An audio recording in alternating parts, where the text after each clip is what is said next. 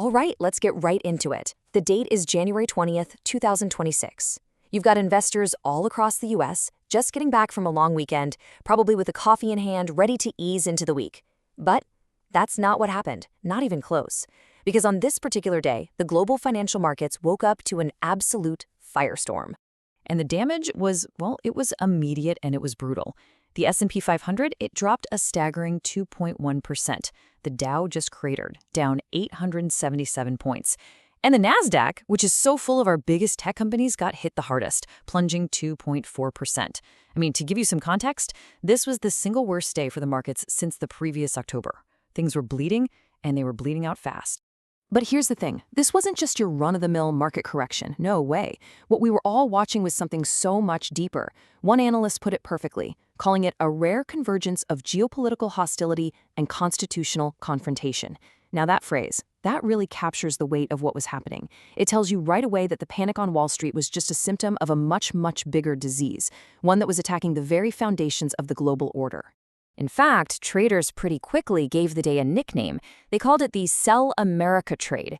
And really, that name says everything you need to know, doesn't it?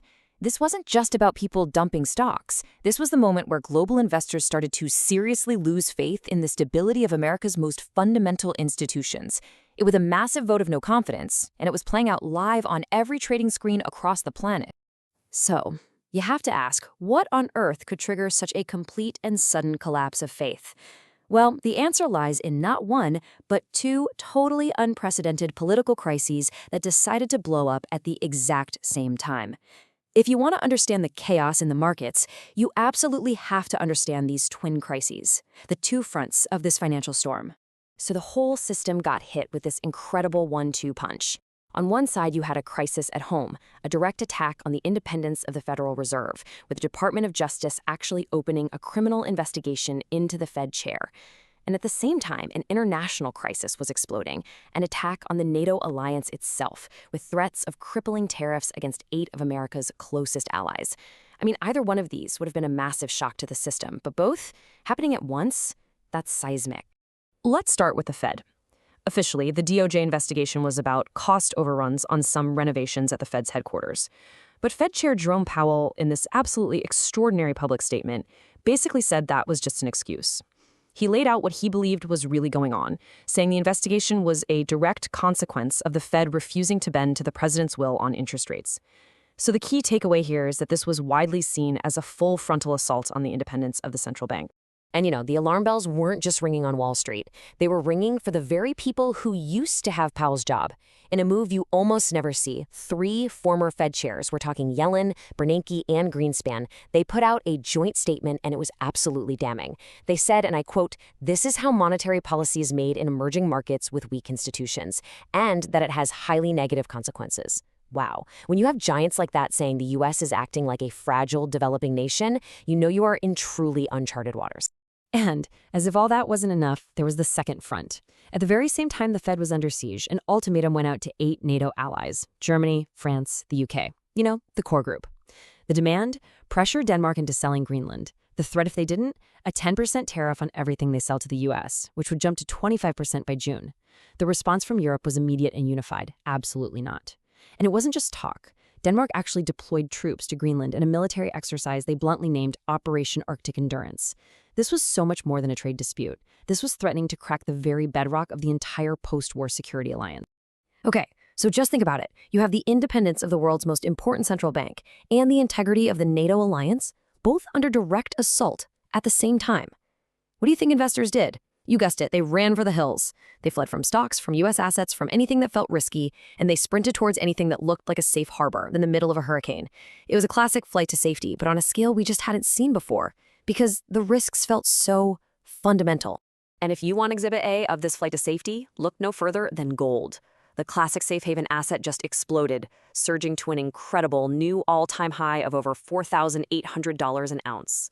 You see, when investors are genuinely afraid that the basic rules of the game are being torn up, they don't just sell stocks.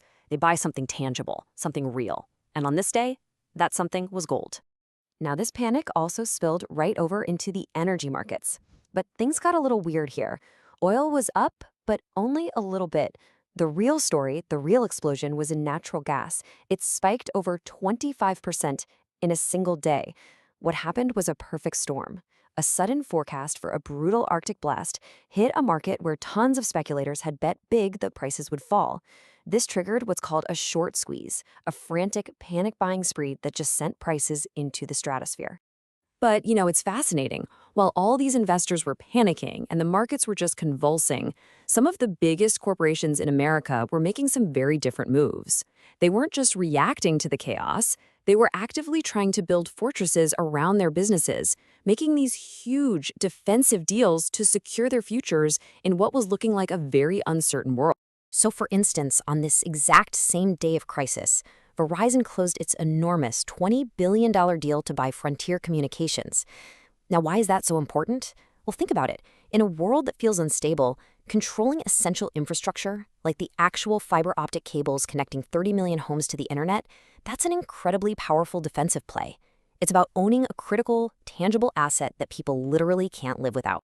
And we saw a very similar move over in the media world. Netflix announced it was changing the terms of its huge pending merger with Warner Bros. Discovery. Instead of a deal made of stock and cash, they were shifting it to be an all-cash transaction. And the reason they gave was simple: to provide greater value certainty. In other words, with the stock market going completely haywire, they took their own volatile stock out of the equation. It was another fortress-building move, using the simple certainty of cash to eliminate risk and make sure the deal got done.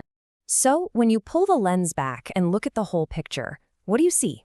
January 20th, 2026 was so much more than just a bad day for the stock market. It was a day the rules themselves were tested. The fundamental pillars that have held up the global economic order for decades, things like an independent central bank, like stable international alliances, they were both put under immense, deliberate stress, all at once. And all of this really leaves us with one critical, lingering question that goes way beyond that day's closing bell. When those pillars of stability, the ones we've all just sort of taken for granted for so long, are fundamentally challenged, what comes next?